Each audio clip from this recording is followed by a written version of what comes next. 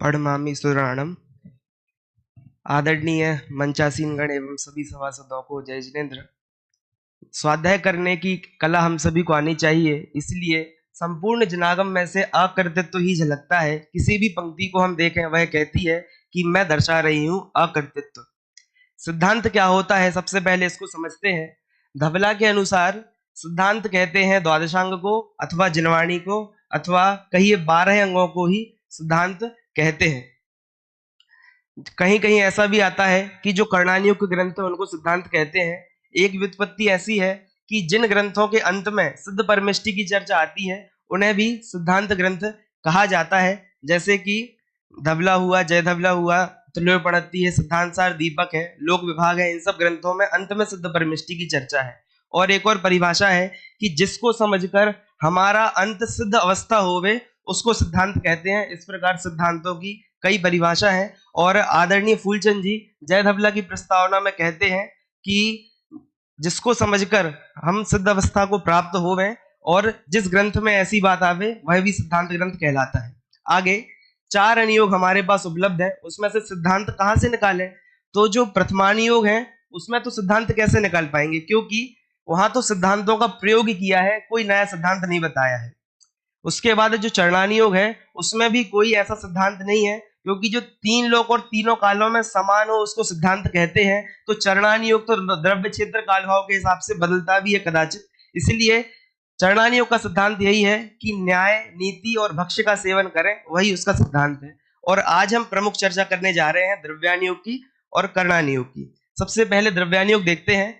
द्रव्यानुयोग में लगभग 25 सिद्धांत यहाँ पर आपके समक्ष प्रस्तुत है, जिनको 5 ग्रुप में विभाजित किया गया है। पहला ग्रुप है वस्तु व्यवस्था। इसमें द्रव्य गुण पर्याय, उत्पाद व द्रव्य, वस्तु स्वातंत्र आदि विषय है। यह बताता है कि एक ही वस्तु में द्रव्य सत, गुण सत, पर्याय सत 3 बातें होती हैं और एक पर्याय भी दूसरे पर्याय से भिन्न है। यह विषय हमको बताता है 4 अभाव। तो जब एक पर्याय दूसरी पर्याय का करता है तो फिर एक द्रव्य दूसरे द्रव्य का कर्ता कैसे हो सकता है। अब दूसरा विषय देखेंगे कारण कार्य मीमांसा। इसकी आवश्यकता क्यों है? क्योंकि हमको दिखाई तो देता है कि समझाने से समझ में आता है, बनाने से भोजन पकता है, तो फिर कैसे निमित्त से कार्य नहीं होता है उसको बताने के लिए निमित्त नैमित्तिक संबंध, निमित्त उपादान, नियामक कारण, तत्समय की योग्यता, कारण कार्य, इसको समझने से यह लाभ होता है कि कर्ता भी मैं हूं स्वयं का, कर्म भी मैं हूं, संप्रदान, अपादान, अधिकरण जो भी है सबका सब मुझ में ही लागू होता है, परद्रव्य में कुछ भी नहीं। तो इस प्रकार इन 2 ग्रुप को समझकर हमको यह समझ में आता है कि परद्रव्य हमारा कुछ भी नहीं कर सकता। तो कोई कहेगा हम तो स्वयं का कुछ कर सकते हैं, तो उसके लिए जो तीसरा ग्रुप है कि परिणमन कैसे होता है वह हमने तीसरी वक्तरी के माध्यम से समझा क्रमबद्ध पर्याय में, वह आप सभी को विदित है।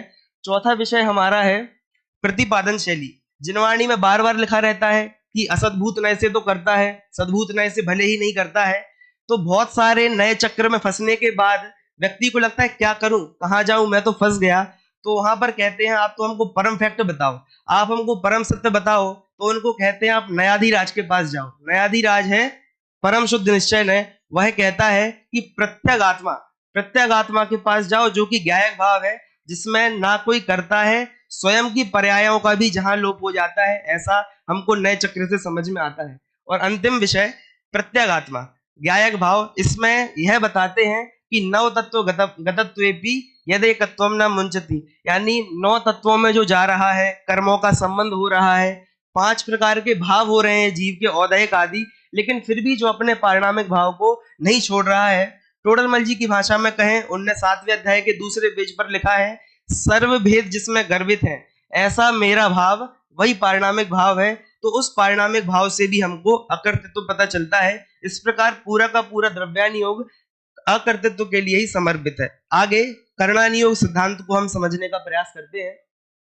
कर्णानुयोग में 3 प्रकार की चर्चा आती है, जीव संबंधी, कर्म संबंधी और 3 लोक संबंधी। तो जीव संबंधी चर्चा में आपने सूत्र ख्याल है सत, संख्या, क्षेत्र, स्पर्शन आदि। सत समझते हैं कि सत यानी होना।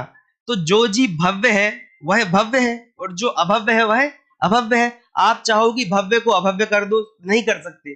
जिसकी जैसी सत्ता है वह वैसा ही रहेगा। संख्या देखते हैं, 7वें नरक की संख्या जो है वह तो वही है। अब उसमें आप चाहो कि जब यहाँ पर भरत क्षेत्र में भोग भूमि चलती है तो सबके सब स्वर्ग जाते हैं, तो यहाँ से नरक जाने वाला कोई रहता नहीं है। तो जब वहां यहाँ से कोई नरक नहीं जाएगा तो नरक की संख्या कम हो जाएगी। ऐसा नहीं है, क्यों?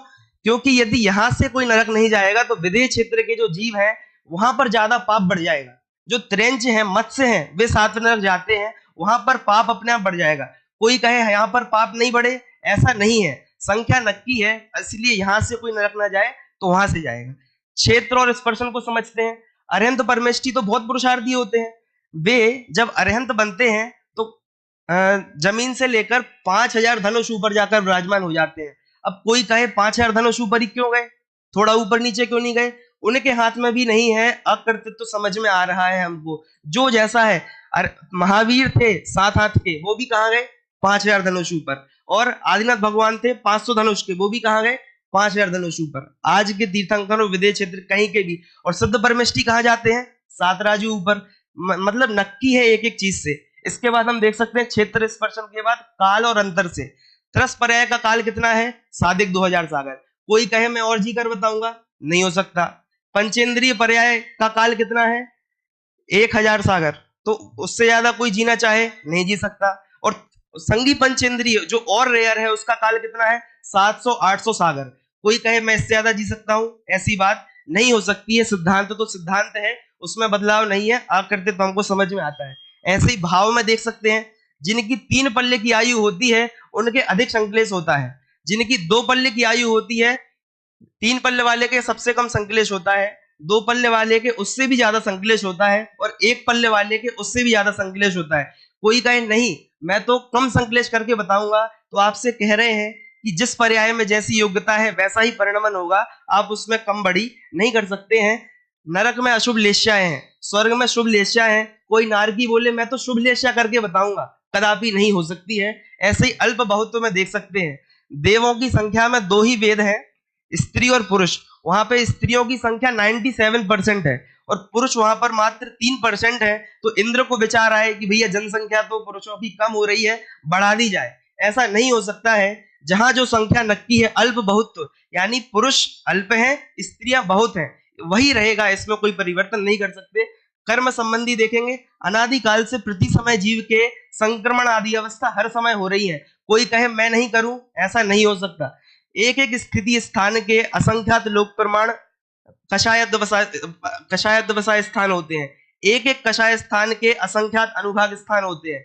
एक एक अनुभाग स्थान के असंख्यात जगत श्रेणी का असंख्यात विभाग प्रमाण योग स्थान होते हैं। कोई कहे मैं कम ज्यादा करके बताऊं, कोई नहीं कर सकता है। जब जैसा होना है वही नक्की है। इसीलिए फिर बंध विच्युति, सम्यक दर्शन करने पर 41 प्रकृतियों की बंध विच्युति होती है। कोई कहे मैं 40 करूं, 42 करूं, नहीं कर सकते। 5वें गुण स्थान में जाने पर 10 और बढ़ जाती हैं। कोई कहे मैं 9 करूं, 11 करूं, नहीं कर सकते हैं। ऐसे ही कोई श्रेणी चढ़ रहा हो तो 8वां गुण स्थान, 9वां गुण स्थान, इनका काल कितना है? अंतर्मूर्त। लेकिन इनको समझेंगे आप तो सबसे ज्यादा कार्य इन्हीं में हो रहे हैं। नीचे के 7 गुण स्थान समझ लो और एक 8वां गुण स्थान समझ लो, तो बराबर बात हो जाएगी। इसमें इतने कार्य हो रहे हैं, लेकिन जिन मुनिराज को इसका कुछ ज्ञान नहीं हो, यदि फिर भी उनमें ये कार्य हो सकते हैं, तो कहने का मतलब है कि परिणमन तो स्वतंत्र हो रहा है। अंत में हम देखते हैं भूगोल रचना। जैसे चक्रवर्ती का राज्य है, वह 6 खंड जीतेगा, तो कितना है भरत क्षेत्र? जम्बू द्वीपस्य 90 भाग, यानी 190वां हिस्सा है। वह चाहे मैं 6 खंड से 1 इंच भी ज्यादा जीत कर बता दूं, नहीं जीत सकते। आप जितना क्षेत्र है उससे ज्यादा नहीं जीत सकते हैं। सूर्य गमन है, तो सूर्य गमन हो रहा है, उसकी एक एक वेदी फिक्स है, वो कैसे कैसे जाएगा। कोई कहे कि थोड़ा आगे पीछे हो जाए, नहीं हो सकता है। प्रकाश जहां तक जाएगा वहीं तक जाएगा। अनादि अनंत व्यवस्था है, कभी भी इसमें परिवर्तन नहीं हुआ है। अच्छा, इंद्र की शक्ति आती है, वह जम्बू द्वीप को पलट सकता है। जम्बू द्वीप को तो पलट सकता है, लेकिन एक 60 किलो के मनुष्य को उठाकर ढाई द्वीप के बाहर नहीं फेंक सकता।